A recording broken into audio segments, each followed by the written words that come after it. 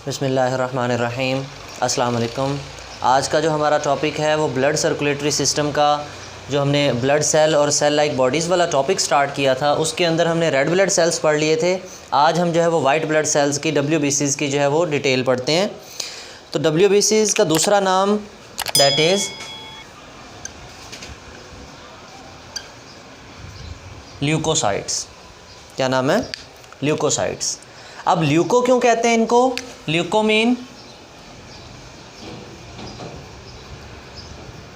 Colourless. Leuco means colourless, ठीक है। Because they do not contain any pigment, इनके अंदर कोई पिगमेंट नहीं होता जैसे रेड ब्लड सेल के अंदर पिगमेंट होता था। तो इसलिए leukocytes are also called white blood cells, ठीक है। तो अब हम वन बाय वन जो है वो इसमें आउटलाइन कवर करते हैं कि इसके अंदर हमने कौन कौन से जो टॉपिक्स हैं वो कवर करने हैं। उनमें बेटे सबसे पहले हम जो है वो वाइट ब्लड सेल्स का इंट्रोडक्शन देखते हैं।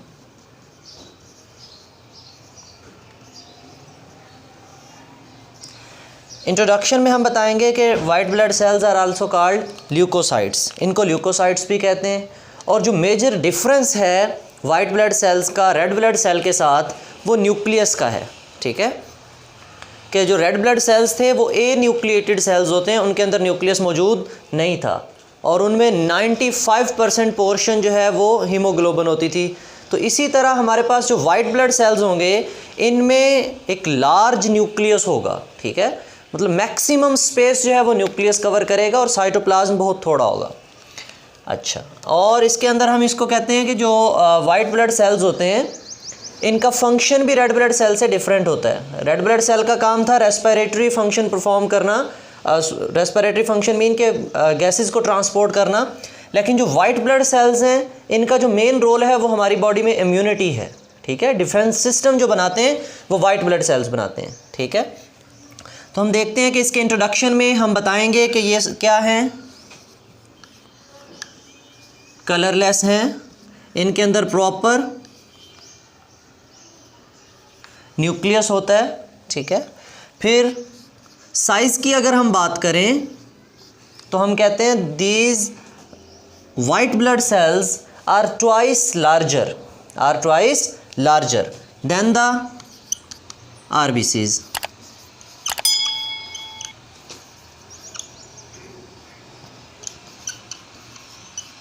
ठीक है, रेड ब्लड सेल की निस्बत इनका साइज़ जो है वो दुगना होता है, बड़े होते हैं।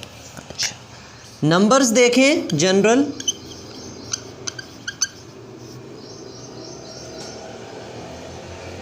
बेटे इन 1 मिलीमीटर क्यूब या क्यूबिक मिलीमीटर में दे रेंज फ्रॉम 7000 टू 8000, ठीक है। साथ में हम यूनिट लिख देंगे 7000 टू 8000 पर मिलीमीटर क्यूब।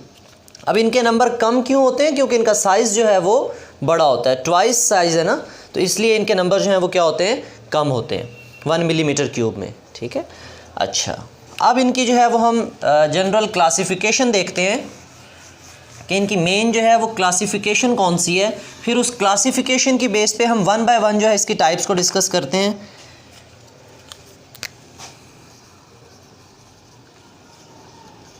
अब बेटे जो क्लासिफिकेशन है ये किस बेस पे हम करते हैं?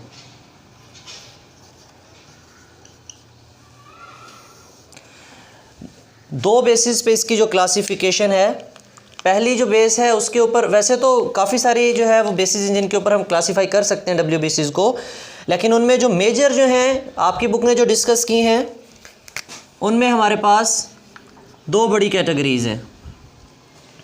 एक तो है हमारे पास ग्रैन्युलोसाइट्स और दूसरे हैं हमारे पास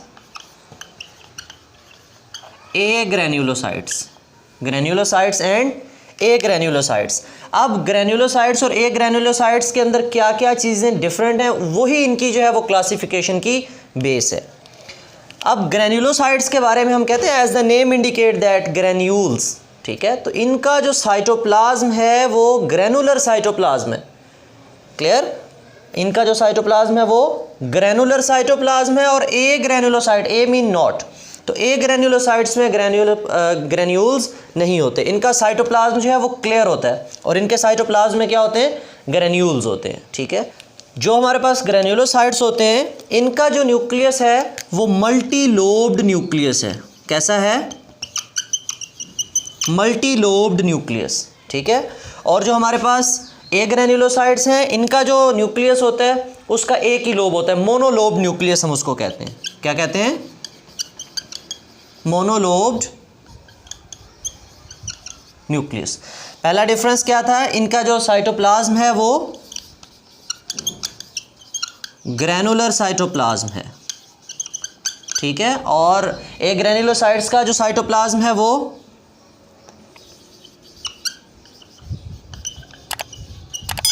क्लियर साइटोप्लाज्म है, कि उसके अंदर हमारे पास ग्रेन्यूल्स मौजूद नहीं होते। इनकी फर्दर जो क्लासिफिकेशन है वो इनकी स्टेनिंग टेक्निक्स के ऊपर भी है कि कौन सा स्टेन जो है वो ये लेते हैं जब हम इनको माइक्रोस्कोप के अंदर जो है वो देखते हैं। इसके अलावा और जो इनका डिफरेंस है वो इनकी प्रोडक्शन का है, कि जो ग्रेन्युलोसाइट्स हैं वो हमारी बॉडी में कहाँ बनते हैं और ए ग्रेन्युलोसाइट्स हैं वो हमारी बॉडी में कहाँ बनते हैं, ठीक है। तो जो ग्रेन्युलोसाइट्स हैं बेटे वो हमारी बॉडी में रेड बोन मैरो में बनते हैं। कहाँ बनते हैं? रेड बोन मैरो में, ठीक है। और जो ए ग्रेन्युलोसाइट्स हैं ये बोन मैरो में नहीं बनते, ठीक है। तो ये कहाँ बनते हैं? हमारे जो लिम्फॉइड टिश्यूज़ हैं। कौन से? लिम्फॉइड टिश्यूज़ जो हैं ये वहाँ पर बनते हैं, ठीक है। रेड बोन मैरो तो हमने जब रेड ब्लड सेल्स पढ़े थे तब डिटेल से पढ़ा था कि रेड बोन मैरो कौन सा है, कहाँ होता है। लेकिन जो लिम्फॉइड टिश्यूज़ हैं ये लिम्फॉइड टिश्यूज़ कहाँ होते हैं हमारी बॉडी में, ठीक है बेटे। लिम्फॉइड टिश्यूज़ के अंदर मेनली हमारे पास जो पोर्शंस शामिल हैं जो आपकी बुक ने लिखे हैं उनके अंदर हमारे पास लिम्फ नोड्स हैं, ठीक है।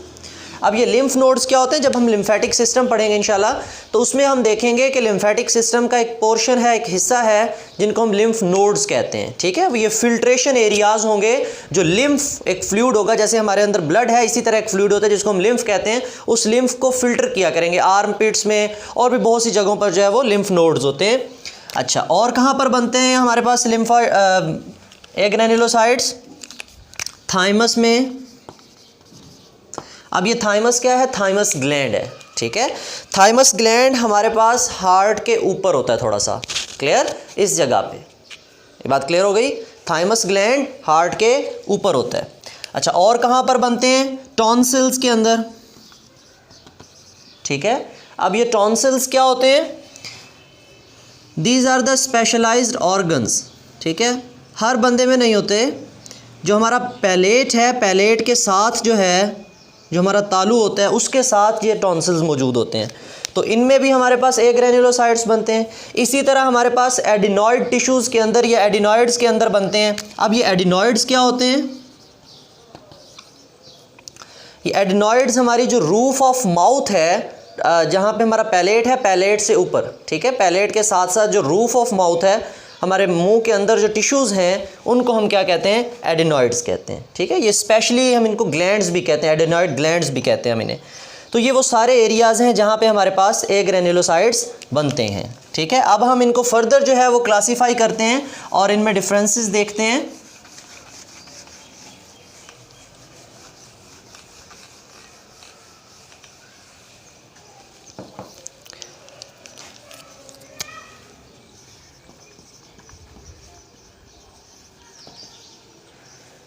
Granulocytes are further divided into three major categories. Number one is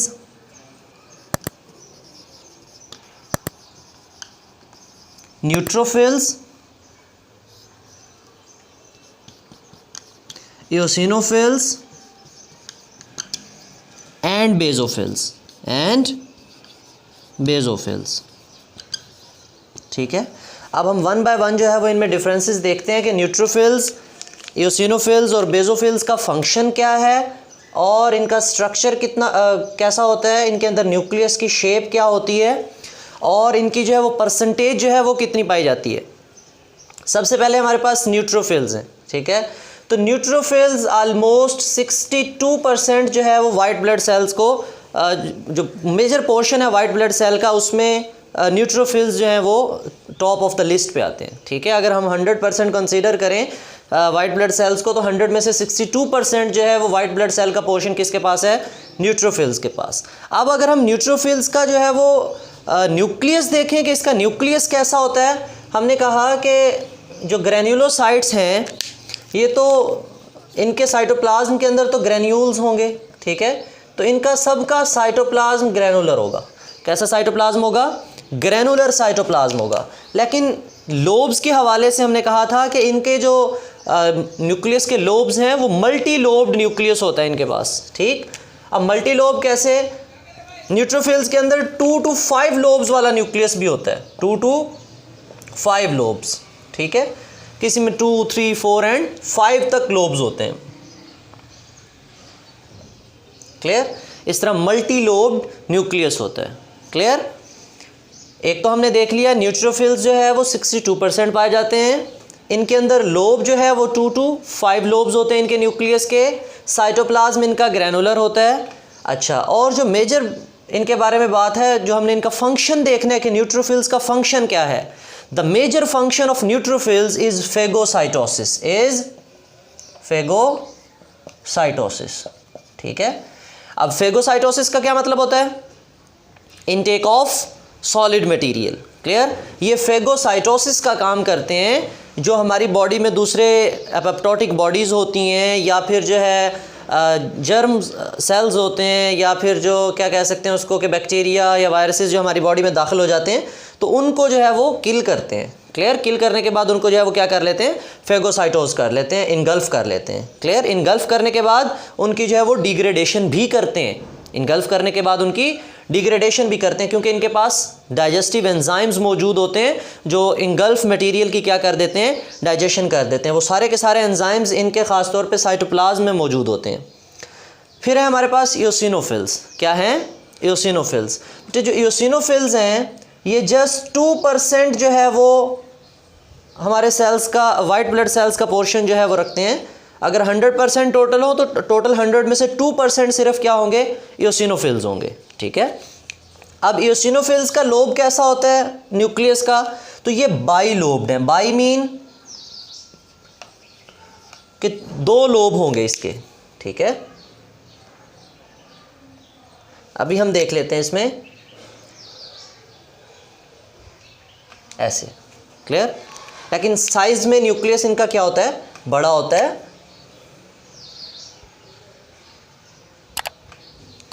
तो बाई लोब्ड न्यूक्लियस है। कैसा न्यूक्लियस है इनके पास? बाई लोब्ड न्यूक्लियस है। बेटे इनका जो मेजर फंक्शन है इओसिनोफिल्स का, they break the inflammatory substance, they break the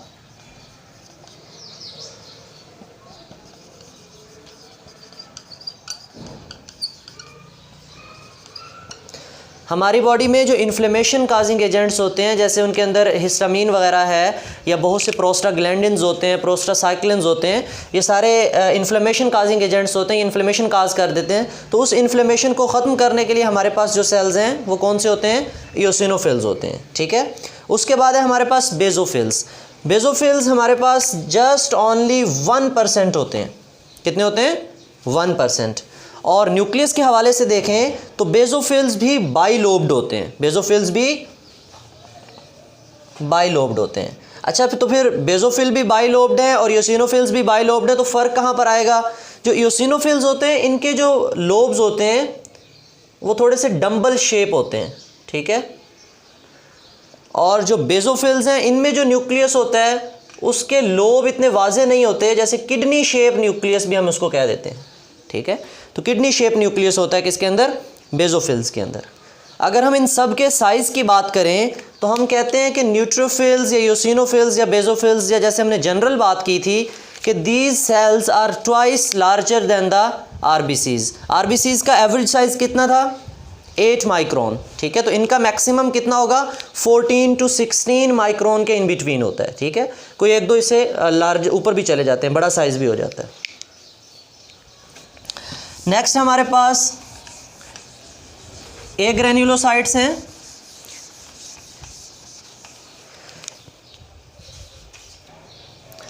next हमारे पास हैं agranulocytes. As the name indicate that agranulocytes, a mean not and granulocytes mean ऐसे सेल्स जिनके अंदर ग्रेन्यूल्स ना हो, ठीक है।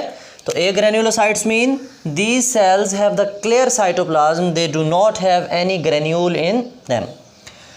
न्यूक्लियस के हवाले से हमने पहले बात की, हमने कहा था जो ग्रेन्यूलोसाइट्स हैं उनका जो न्यूक्लियस होगा वो मल्टी लोब्ड होगा, लेकिन जो ए ग्रेन्यूलोसाइट्स हैं इनका इनका न्यूक्लियस मोनोलोब्ड होता है, ठीक है, उसका सिंगल लोब होता है, इतना जो है वो और क्लियर न्यूक्लियस होता है। एक और बात, जो ग्रेन्यूलोसाइट्स होते हैं उनका जो न्यूक्लियस है वो इतना क्लियर और पार्टीशन नहीं होता, उसकी जो मेम्ब्रेन है इतनी क्लियर हमें जो है वो लोकेट नहीं हो रही होती, लेकिन जो ए ग्रेन्यूलोसाइट्स हैं इनके अंदर क्लियर और प्रोमिनेंट जो है ना वो न्यूक्लियस नज़र आ रहा होता है हमें। अच्छा, अब ग्रेन्यूलोसाइट्स की फर्दर हमारे पास 2 टाइप्स हैं। एक हमारे पास है मोनोसाइट्स और दूसरे हमारे पास लिम्फोसाइट्स, मोनोसाइट्स एंड लिम्फोसाइट्स, ठीक है। अब मोनोसाइट्स के बारे में देखते हैं हम।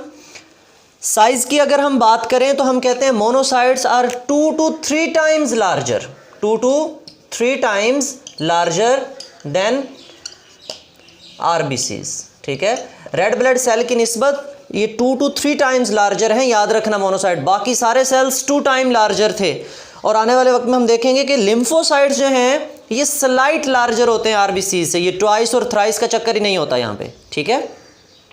2 to 3 times larger than RBCs. और अगर हम इनकी टोटल परसेंटेज देखें तो ये जस्ट हमारे पास 3% होते हैं। कैसे याद रखेंगे, क्योंकि हमने मोनोसाइट के बारे में ये तो बात याद करनी है कि ये 2 to 3 times लार्जर है, तो 3 से हम याद रखेंगे कि इनके अंदर कितने ये आरबीसी वाइट ब्लड सेल्स का जो है वो कितने % पोर्शन बनाते हैं, 3% ओनली, ठीक है।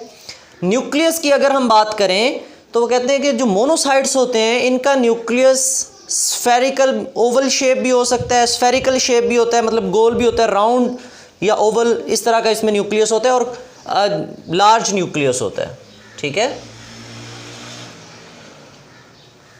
क्लियर। अच्छा, इनका जो हमारे पास साइटोप्लाज्म है उसको हम क्लियर बनाएंगे, उसके अंदर हम ग्रेन्यूल्स नहीं बनाएंगे, उसमें ग्रेन्यूल्स नहीं बनाएंगे। अब इनकी फॉर्मेशन हमने पहले देखी कि जो ए ग्रेन्यूलोसाइट्स होते हैं वो हमारे लिम्फॉइड टिश्यूज़ में बनते हैं, हमारे लिम्फ नोड्स में बनते हैं, थाइमस में बनते हैं, हमारे जो टॉन्सिल्स में बनते हैं, एडिनॉइड टिश्यूज़ में बनते हैं। तो जो मोनोसाइट्स हैं इनके लिहाज से 1-2 बातें हैं वो हमने देखनी है। वो कहते हैं जब ये बनते हैं तो ये ब्लड में तो आते हैं, तो ब्लड में कितना अरसा, कितना टाइम ये स्टे करते हैं, just 10 to 20 hours, 10 to 20 hours, 10 से 20 घंटे, मतलब एक दिन भी पूरा ये ब्लड में नहीं रहते, ठीक है। 10 to 20 आवर्स हमारे ब्लड में स्टे करते हैं, उसके बाद ये हमारे टिश्यूज़ में पेनिट्रेट कर जाते हैं, ठीक है। ब्लड स्ट्रीम को छोड़ के ये हमारी बॉडी के टिश्यूज़ में आ जाते हैं, हमारी स्किन के, हमारी एपिथेलियल टिश्यूज़ के अंदर आ जाते हैं, और वहाँ पर जब ये आते हैं तो ये इनका साइज़ थोड़ा सा और बड़ा हो जाता है, तो इनको हम कहते हैं टिश्यू मैक्रोफेजेस। अब टिश्यू मैक्रोफेजेस क्यों कहते हैं, क्योंकि जब तक ये ब्लड में थे तब तक ये टिश्यू का वर्ड हमने इनके लिए नहीं बोला, ठीक है। तो मोनोसाइट्स जब ब्लड स्ट्रीम को छोड़ के कहाँ चले जाएंगे, टिश्यूज़ में चले जाएंगे, तो फिर हम टिश्यू बोलेंगे पहले, और फिर मैक्रोफेज क्यों बोल रहे हैं। अब फेज का मतलब क्या होता है, ईटिंग, खाने वाला, ठीक है। तो मैक्रोफेज ये बड़े सेल्स होते हैं और बड़े पार्टिकल्स को फेगोसाइटोसिस कर लेते हैं, फेगोसाइटोज कर लेते हैं। जैसे हमने न्यूट्रोफिल्स के बारे में पढ़ा था कि the main function of neutrophils is also phagocytosis. Similarly हमारे पास जो मोनोसाइट्स हैं इनको हम टिश्यू मैक्रोफेजेस कहते हैं। क्या कहते हैं, टिश्यू मैक्रोफेजेस, ठीक है। अब टिश्यू मैक्रोफेजेस क्यों कहते हैं, क्योंकि ये टिश्यूज़ के अंदर चले जाते हैं और वहाँ पे अपना जो है वो काम सर अंजाम देते हैं। काम क्या होगा इनका, पहले बता दिया मैंने कि फेगोसाइटोसिस। क्या होगा, फेगोसाइटोसिस। न्यूट्रोफिल्स के साथ मिलके काम करेंगे, ये किसके साथ मिलके काम करेंगे, न्यूट्रोफिल्स के साथ मिलके काम करेंगे। कौन, मोनोसाइट्स, क्लियर ये बात। अच्छा, अब हम चलते हैं लिम्फोसाइट्स की तरफ, ठीक है। जो हमारे पास लिम्फोसाइट्स हैं इनका अगर हम साइज़ देखें, हम कहते हैं these are slight larger than the RBCs. Red blood cell की निस्बत इतने ज़्यादा बड़े नहीं होते, बहुत थोड़े से जो है वो इनका साइज़ में फ़र्क आता है। तो लिम्फोसाइट का अगर हम उनकी परसेंटेज देखें तो लिम्फोसाइट्स आर 32%। ये भी बड़ी इंटरेस्टिंग सी बात है, इस 3 के साथ ये वाला 2 उठा के यहाँ लगा देना है आपने, याद रखने के लिए, ठीक है। तो लिम्फोसाइट्स कितने परसेंट होते हैं? 32% टोटल वाइट ब्लड सेल्स का। अब इनका जो स्ट्रक्चर है वो कैसा होता है? They have large nucleus. Some time हम कहते हैं इनका इतना बड़ा न्यूक्लियस होता है कि साइटोप्लाज्म सेल में ना होने के बराबर बचता है। साइटोप्लाज्म सेल में ना होने के बराबर बचता है, मतलब the whole space of the cell is occupied by the nucleus, ठीक है। कि न्यूक्लियस जो वो पूरे सेल को फिल कर देता है, इतना बड़ा न्यूक्लियस होता है इनके पास, क्लियर। और जो साइटोप्लाज्म है लिटिल जो है वो साइटोप्लाज्म होता है। अब लिम्फोसाइट का आपने इनकी टाइप्स पहले भी सुनी हुई हैं, T lymphocytes, B lymphocytes. The main function जो है वो इनका इम्यूनिटी ही है, इम्यून सिस्टम में एंटीबॉडीज़ को बनाना, और जो टी लिम्फोसाइट्स हैं वो एंटीबॉडीज़ बनाने में हेल्प करेंगे, ठीक है।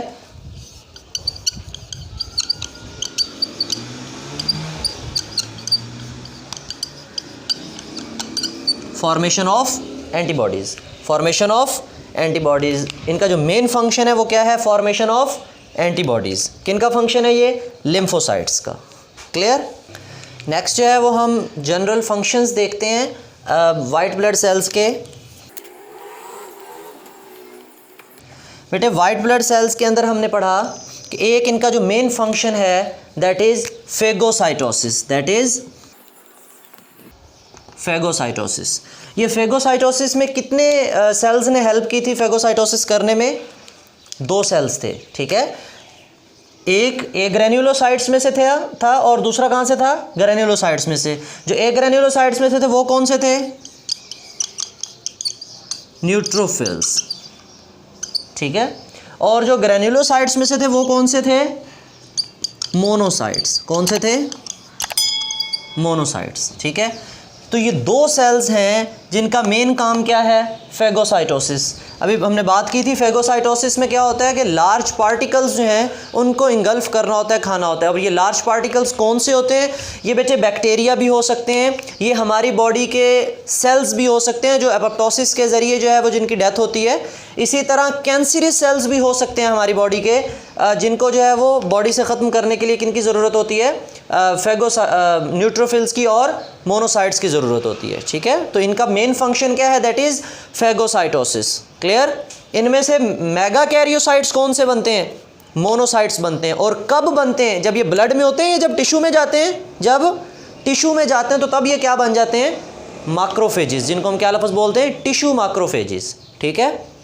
अच्छा, इसके अलावा हमने पढ़ा कि जो बेसोफिल्स थे उनका क्या काम था? वो क्या प्रोड्यूस करते थे? हिस्टामीन। वो क्या प्रोड्यूस करते थे? हिस्टामीन। अब हिस्टामीन क्या है बेटे? हिस्टामीन जो है वो हमारे पास एलर्जिक रिएक्शंस में प्रोड्यूस होती है, इन्फ्लेमेशन काज करती है। हिस्टामीन क्या करती है?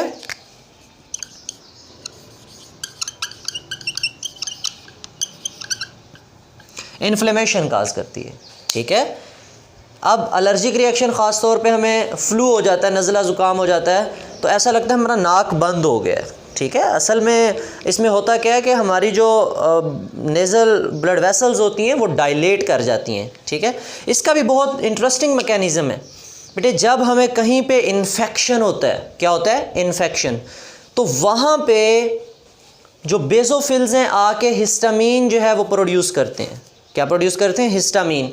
अब हिस्टामीन क्या करती है? जिस जगह पे इन्फेक्शन हुआ है वहाँ की ब्लड वेसल्स को डायलेट कर देती है।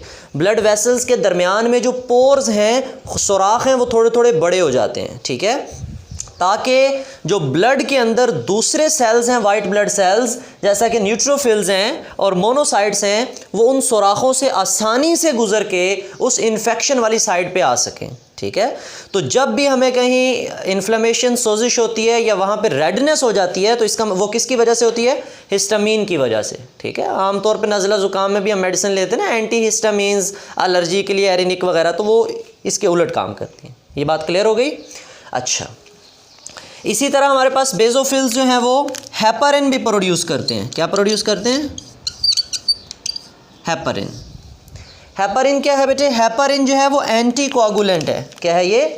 Anti coagulant. एंटी कोआगुलेंट का मतलब प्रिवेंट फ्रॉम ब्लड क्लॉटिंग, ठीक है, प्रिवेंट फ्रॉम ब्लड क्लॉटिंग, कि हमारी बॉडी में खून के जो है वो थ्रोम्बस ना बने, ठीक है, ब्लड क्लॉट्स ना बने, तो उसके लिए हमारे पास क्या होते हैं, हेपरिन मौजूद होती है। क्लियर। इसी तरह हमने लिम्फोसाइट्स के बारे में पढ़ा कि लिम्फोसाइट एक्चुअली एंटीबॉडीज़ बनाते हैं। क्या बनाते हैं, एंटीबॉडीज़ बनाते हैं, ठीक है।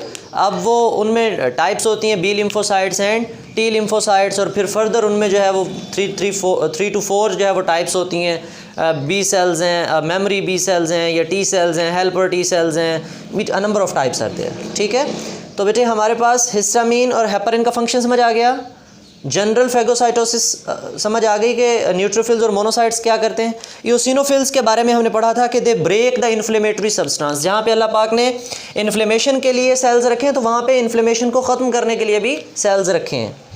अब एक जनरल हम देखते हैं कि इन सेल्स का लाइफ स्पैन कितना होता है, इन सेल्स का लाइफ स्पैन कितना होता है।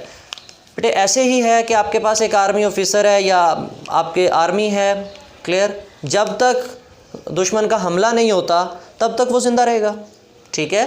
जैसे ही दुश्मन का हमला होगा, अगर तो लड़ते हुए जीत गया तो तब भी ज़िंदा रहेगा, अगर मर गया तो फिर वो ख़त्म हो जाएगा, ठीक है। तो कहता है कि जो वाइट ब्लड सेल्स होते हैं बेटे, इनका जो लाइफ स्पैन है वो डिपेंड करता है कंडीशन के ऊपर, ठीक है, from weeks to months to years, even कि इनका सालों भी जो है वो लाइफ स्पैन हो सकता है। ये बात क्लियर हो गई। लाइफ आपसे कोई पूछे कि WBCs का लाइफ स्पैन कितना होता है, तो हम जनरल लाइफ स्पैन कह देते हैं उसको weeks to months to years, ठीक है।